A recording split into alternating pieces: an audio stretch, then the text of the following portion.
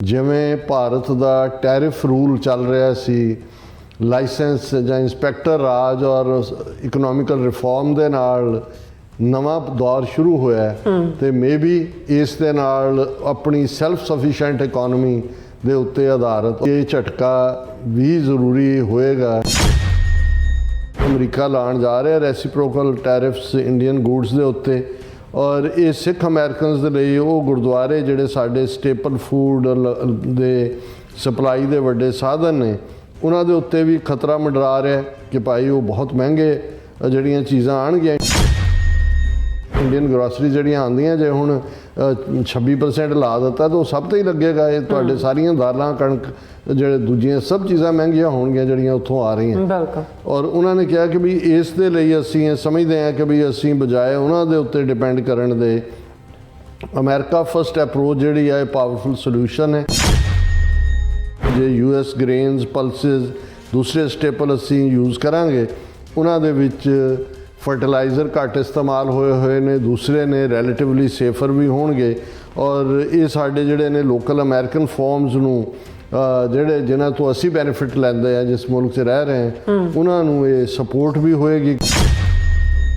ਜਿੱਥੇ ਗੁਰਦੁਆਰੇ ਨੇ ਗੁਰਦੁਆਰਿਆਂ ਦੇ ਨਾਲ ਜ਼ਮੀਨ ਵੀ ਲੈਣੀ ਚਾਹੀਦੀ ਹੈ ਔਰ ਉਸ ਜ਼ਮੀਨ ਦੇ ਵਿੱਚ ਆਰਗੈਨਿਕ ਅੰਦਾਜ਼ ਦੇ ਵਿੱਚ ਸਾਡੇ ਜਿਹੜੀ ਪ੍ਰੋਡਿਊਸ ਹੋਏ ਜਿਹੜਾ ਕਿ ਲੰਗਰਾਂ 'ਚ ਵਰਤਿਆ ਜਾਏ।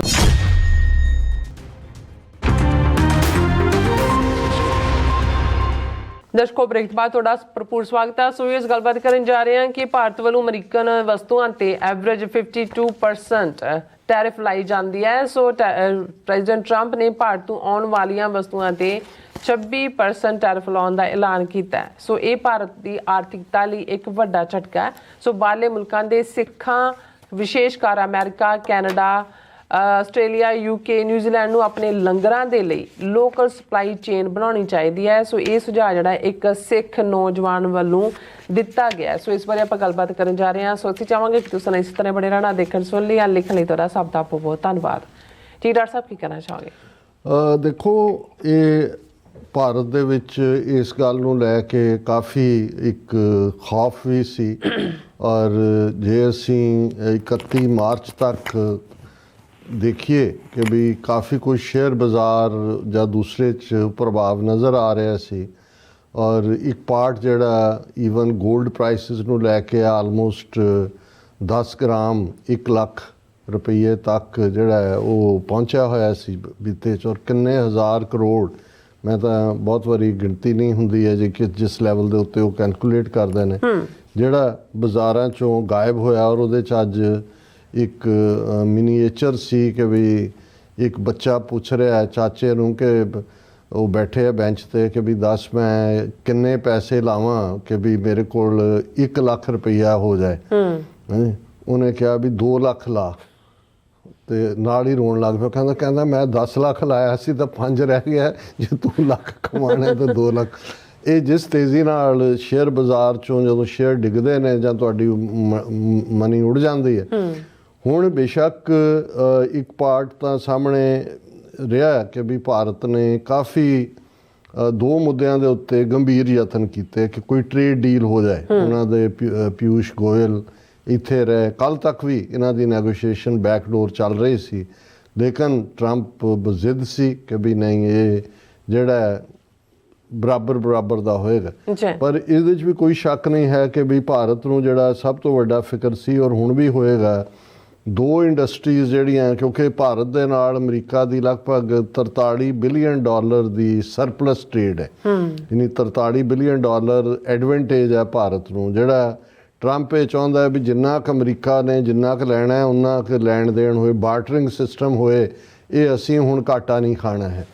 ਹੁਣ ਇਹ ਸਾਰੇ ਦੇ ਚੱਲਦੇ ਆ ਜਿਹੜੀਆਂ ਭਾਰਤ ਦੀਆਂ ਅਮਰੀਕਾ ਜਾਣ ਵਾਲੀਆਂ ਚੀਜ਼ਾਂ ਜਿਨ੍ਹਾਂ 'ਤੇ ਈਵਨ ਅਸੀਂ ਵਾਈਟ ਹਾਊਸ ਦੀ ਸਪੋਕਸਵੂਮਨ ਦਾ ਯੰਗ ਲੇਡੀ ਜਿਹਨੇ ਕਿਹਾ ਕਿ ਜੀ ਦੇਖੋ ਸਾਡੇ ਪ੍ਰੋਡਿਊਸ ਨੂੰ ਉੱਥੇ ਵੜਨ ਹੀ ਨਹੀਂ ਦਿੰਦੇ, 100% ਲਾਉਂਦੇ ਨੇ ਔਰ ਇੱਥੇ ਇਹ ਹੈ। ਇਹਨਾਂ ਦੀ ਅੱਖ ਐਗਰੀਕਲਚਰ ਅਤੇ ਫਾਰਮਾ ਇੰਡਸਟਰੀ ਜਿਹਦੇ ਬਾਰੇ ਟਰੰਪ ਨੇ ਇਹ ਕਿਹਾ ਕਿ ਜੀ ਤਾਂ ਐਂਟੀਬਾਇਓਟਿਕ ਵੀ ਬਾਹਰੋਂ ਆਉਂਦੀਆਂ ਨੇ ਔਰ ਆਲਮੋਸਟ ਇੱਕ ਅੰਦਾਜ਼ੇ ਮੁਤਾਬਕ 13-14 ਬਿਲੀਅਨ ਡਾਲਰ ਦੀ ਜਿਹੜੀ ਇੰਡੀਆ ਦੀ ਫਾਰਮਾਸਿਊਟੀਕਲ ਜੈਨਰਿਕਸ ਜਿਹੜੀਆਂ ਆਮ ਦਵਾਈਆਂ, ਕਿਉਂਕਿ ਆਮ ਕਸਟਮਰ ਨੂੰ ਸਸਤੀਆਂ ਮਿਲਦੀਆਂ ਨੇ। ਹੁਣ ਇਹ ਸਾਰਾ ਕਿਵੇਂ ਪ੍ਰਭਾਵਿਤ ਹੋਏਗਾ ਇਹ ਆਉਣ ਵਾਲੇ ਪੀਰੀਅਡ 'ਚ, ਕਿਉਂਕਿ ਜਦੋਂ 26% ਦੀ ਗੱਲ ਕੀਤੀ ਹੈ, ਕਿਉਂਕਿ ਉਹਨਾਂ ਨੇ 52% ਐਵਰੇਜ ਕੱਢਿਆ ਕਈ ਚੀਜ਼ਾਂ ਬਾਰੇ, ਤਾਂ 100% ਜਿਵੇਂ ਐਗਰੀਕਲਚਰ ਦੇ ਔਰ ਦੂਸਰੇ ਹੈ। ਕੁਛ ਇੰਡੀਆ ਨੇ ਆਲਰੇਡੀ ਆਪਣੇ ਬਜਟ ਦੇ ਵਿੱਚ ਪ੍ਰੀਵੀਅਸ ਜਿਹੜਾ ਪੇਸ਼ ਕੀਤਾ ਹੈ, ਉਹਨੇ ਬੀਬੀ ਨੇ ਫਾਈਨੈਂਸ ਮਿਨਿਸਟਰ ਨੇ, ਉਹਨਾਂ ਨੇ ਆਲਰੇਡੀ ਘਟਾ ਦਿੱਤੀਆਂ ਚੀਜ਼ਾਂ।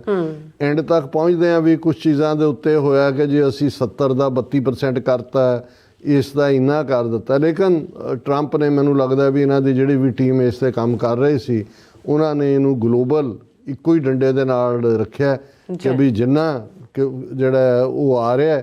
ਜਿੰਨਾ ਕੋਈ ਸਾਡੀਆਂ ਚੀਜ਼ਾਂ 'ਤੇ ਲਾਉਂਦਾ ਉਹਦਾ ਅੱਧ ਅਸੀਂ ਲਾਉਣਾ ਹੀ ਲਾਉਣਾ। ਹੁਣ ਭਾਰਤ ਕਿਵੇਂ ਪ੍ਰਭਾਵਿਤ ਹੋਏਗਾ, ਇਹਨਾਂ ਦੋਨਾਂ ਨੂੰ ਹੀ, agriculture, machinery, pharma, electrical, chemical sector. ਹੁਣ ਭਾਰਤ ਦੀ ਮੇਨ ਐਕਸਪੋਰਟ ਦੇ 5-6 ਫੈਕਟਰ ਨੇ। ਇਲੈਕਟ੍ਰੋਨਿਕਸ ਇੱਕਦਮ ਮਹਿੰਗੀਆਂ ਹੋਣਗੀਆਂ। ਹੁਣ ਜਿਵੇਂ ਗੋਲਡ ਦੇ ਹਵਾਲੇ ਨਾਲ ਮੈਂ ਦੇਖ ਰਿਹਾ ਸੀ ਕਿ ਵੀ ਜਿਹੜੇ ਨੇ ਗਹਿਣੇ ਸਸਤੇ ਹੋ ਜਾਣਗੇ, ਗੋਲਡ ਮਹਿੰਗਾ ਹੋਏਗਾ ਉਹਨਾਂ, ਕਿਉਂਕਿ ਉਹਦੇ 'ਚ ਜਿਹੜਾ ਜਾਏਗਾ ਕੀ ਆਏਗਾ ਕੀ, ਔਰ ਉਸ ਸਾਰੇ ਦੇ ਚੱਲਦੇ ਆ। ਫਾਰਮਾਸਿਊਟੀਕਲ ਇੱਕ ਵੱਡਾ ਫੈਕਟਰ ਹੈ ਵੀ ਉਹ, ਹਾਲਾਂਕਿ ਇੱਕਦਮ ਤਾਂ ਕੁਛ ਨਹੀਂ ਹੋਣਾ, ਇੱਕ ਸਿਸਟਮ ਵਰਕਆਊਟ ਹੋਏਗਾ। ਜੇ ਅਮਰੀਕਾ 'ਚ ਵੀ ਫਾਰਮਾਸਿਊਟੀਕਲ, ਹੁਣ ਜਿਹੜੀ ਡਿਮਾਂਡ ਹੈ ਮੈਡੀਕਲ, ਉਹ ਤੁਸੀਂ ਕਿੱਥੋਂ ਓਵਰਨਾਈਟ ਥੋੜ੍ਹੀ ਫੁੱਲਫਿਲ ਹੁੰਦੀ ਹੈ। ਉਹਦਾ ਇੱਕ ਸਟੈਂਡਰਡ ਜੇ ਅਮਰੀਕਾ 'ਚ ਫੈਕਟਰੀਜ਼ ਲੱਗਣਗੀਆਂ ਮੈਡੀਸਨ ਜਾਂ ਜੈਨਰਿਕਸ ਬਣਾਉਣ ਦੀਆਂ, ਉਹ FDA ਉਹਦੀ ਅਪਰੂਵਲ ਇੱਕ ਟਰਮ ਤਾਂ ਟਰੰਪ ਦੀ ਲੰਘ ਸਕਦੀ ਹੈ ਇਹਦੇ 'ਚ। ਲੇਕਿਨ ਆਲਰੇਡੀ ਇਸ ਗੱਲ ਦੀ ਫਾਊਂਡੇਸ਼ਨ ਲੇ ਕਰ ਦਿੱਤੀ ਗਈ ਹੈ। ਆਉਣ ਵਾਲੇ ਪੀਰੀਅਡ 'ਚ ਫੋਕਸ ਹੋਏਗਾ ਕਿ ਅਮਰੀਕਾ ਫਾਰਮਾਸਿਊਟੀਕਲ 'ਚ ਵੀ ਸੈਲਫ ਸਫੀਸ਼ੀਐਂਟ ਹੋਏ, ਤਾਂ ਕਿ ਜਿਹੜਾ ਐਕਸਪੋਰਟ $15-16 ਬਿਲੀਅਨ ਦਾ ਇੰਡੀਆ ਨੂੰ ਐਡਵਾਂਟੇਜ ਹੈ। ਔਰ ਸੈਕੰਡਲੀ, ਹਾਲਾਂ ਐਗਰੀਕਲਚਰ ਪ੍ਰੋਡਕਟ ਕੋਈ ਅਮਰੀਕਾ 'ਚ ਬਹੁਤੇ ਨਹੀਂ ਆਉਂਦੇ, ਮੇਰਾ ਖਿਆਲ ਹੈ $2-2.5 ਬਿਲੀਅਨ ਦਾ ਹੋਏਗਾ, ਐਗਜ਼ੈਕਟ ਫਿਗਰ ਮੇਰੇ ਕੋਲ ਨਹੀਂ ਹੈ।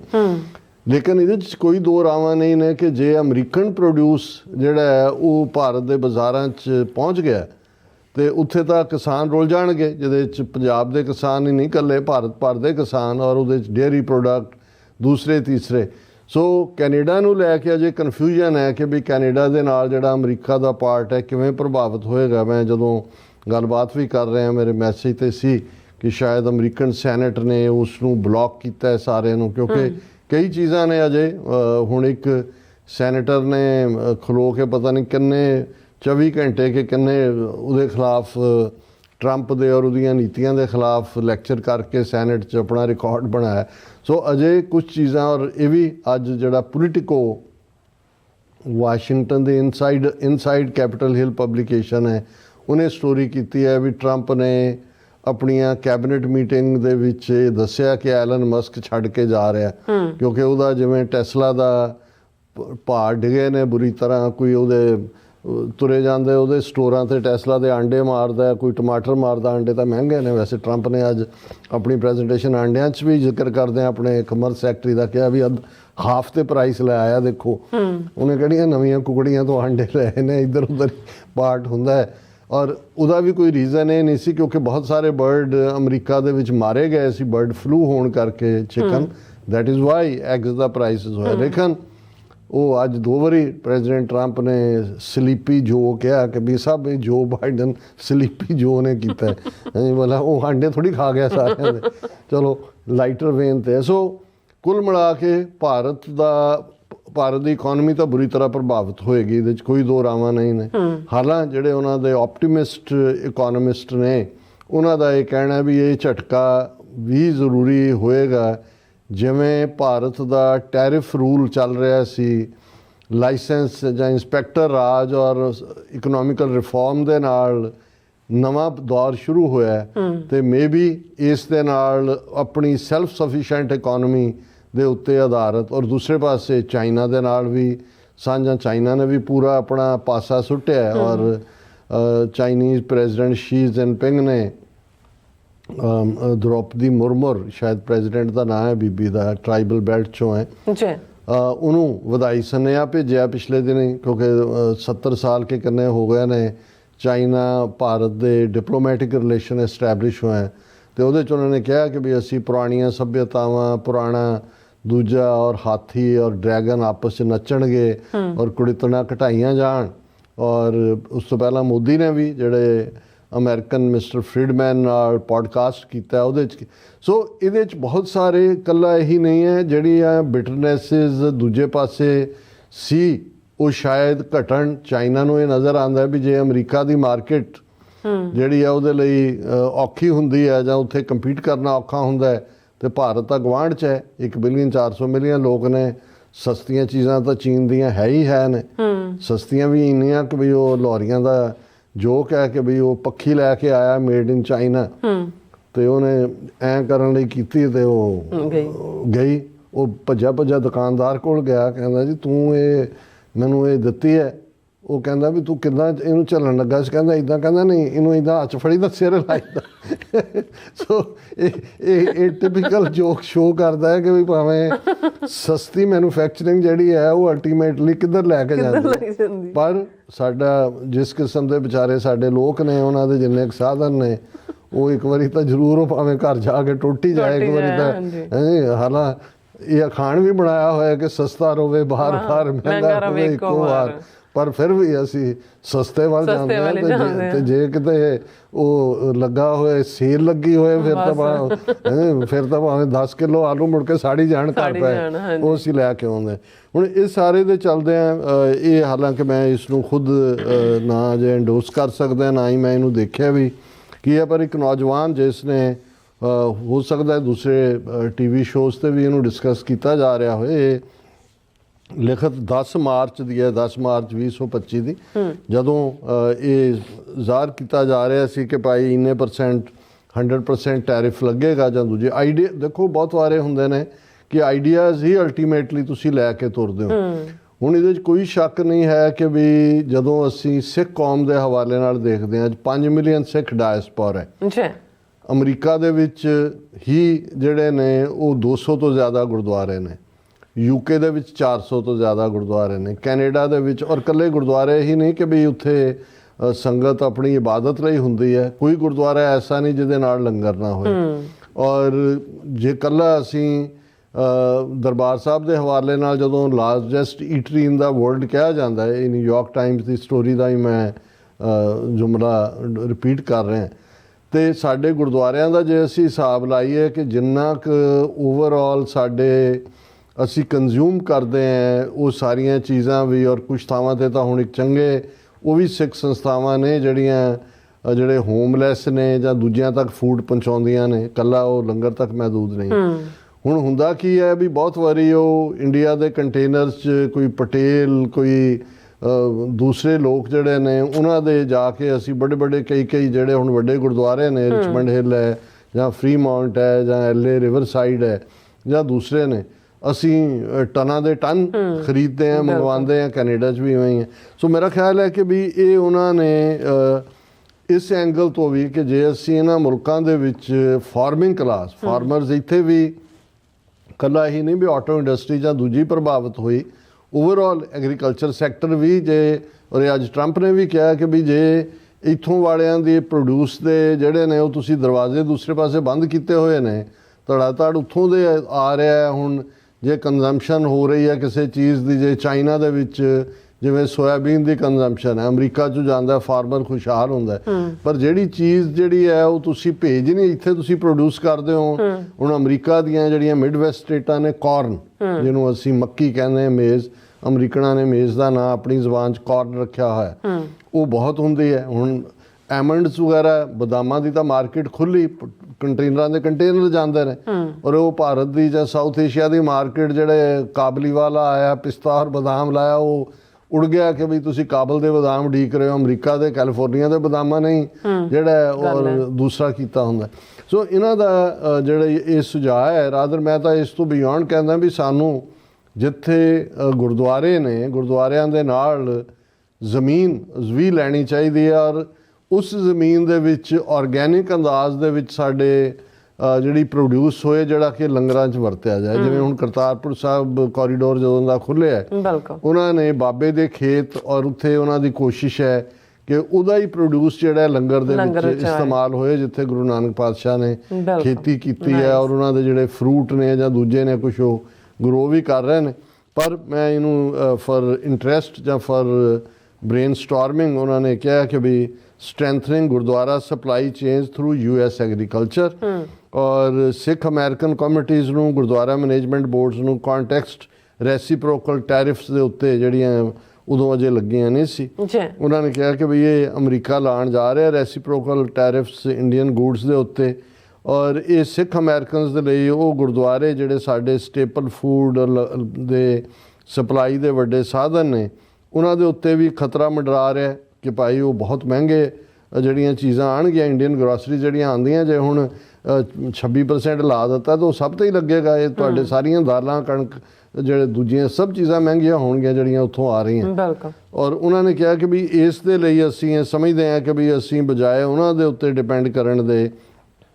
ਅਮਰੀਕਾ ਫਸਟ ਅਪਰੋਚ ਜਿਹੜੀ ਹੈ ਪਾਵਰਫੁਲ ਸੋਲੂਸ਼ਨ ਹੈ US ਓਰੀਜਨ ਕਮੋਡਿਟੀਜ਼ ਨੂੰ ਬਾਏ ਕੀਤਾ ਜਾਏ ਗਲੋਬਲ ਟ੍ਰੇਡ ਡਿਸਪਿਊਟ ਜਿਹੜੇ ਨੇ ਜਾਂ ਦੂਜੇ ਉਹਨਾਂ ਨੂੰ ਪਾਸੇ ਰੱਖ ਕੇ ਸਪੋਰਟ ਲੋਕਲ ਅਮਰੀਕਨ ਪ੍ਰੋਡਿਊਸਰਸ ਜਿਹੜੇ ਕਿ ਸਾਡੀਆਂ ਸੈਲਫ ਰਿਲਾਇੰਸ ਸਰਵਿਸ ਔਰ ਐਕਸਲੈਂਸ ਦੀ ਵੈਲਿਊਜ਼ ਦੇ ਨਾਲ ਜਿਹੜਾ ਉਹ ਫਿੱਟ ਬਹਿੰਦੀਆਂ ਨੇ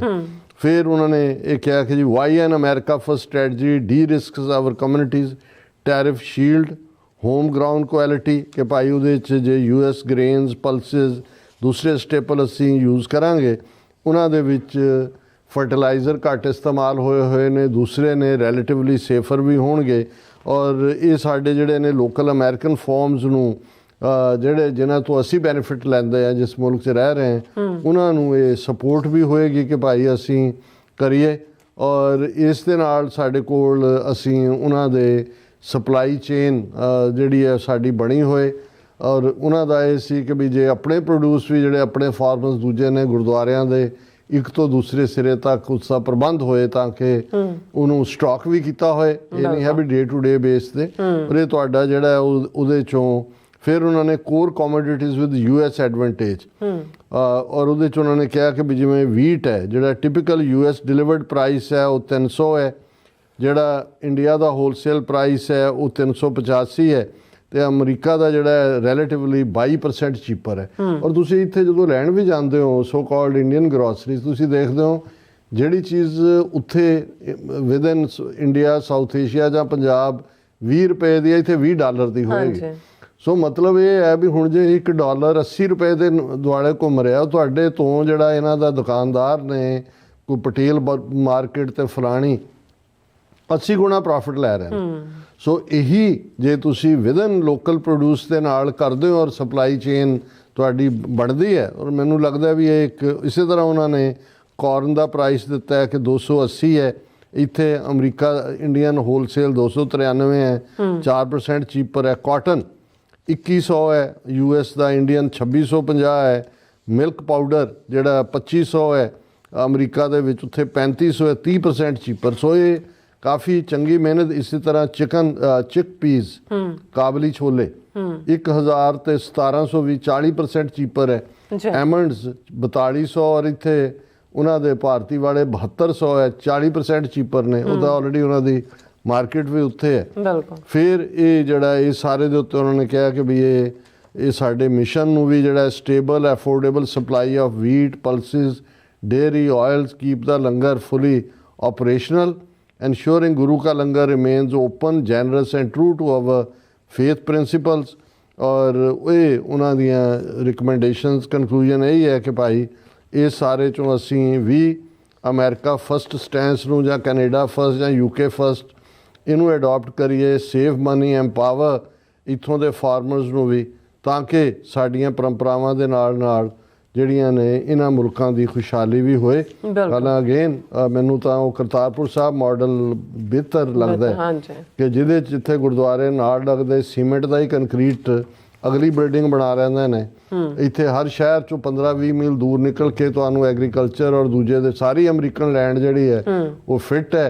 ਔਰ ਜੇ ਗੁਰਦੁਆਰਾ ਸਾਹਿਬਾਨ ਇਸ ਗੱਲ ਨੂੰ ਕਿ ਭਾਈ ਹੁਣ ਤੁਸੀਂ ਉਹੀ ਚੀਜ਼ ਲੈਣ ਜਾਂਦੇ ਹੋ ਆਰਗੈਨਿਕ ਦੇ ਥੱਲੇ ਡਬਲ ਪ੍ਰਾਈਸ ਲੱਗਾ ਹੁੰਦਾ ਔਰ ਜੇ ਤੁਸੀਂ ਪ੍ਰੋਡਿਊਸ ਹੀ ਉਹ ਕਰਦੇ ਹੋ ਔਰ ਇਸ ਮਾਮਲੇ 'ਚ ਤਾਂ ਸਿੱਖਾਂ ਦਾ ਕੋਈ ਸਾਨੀ ਨਹੀਂ ਹੈ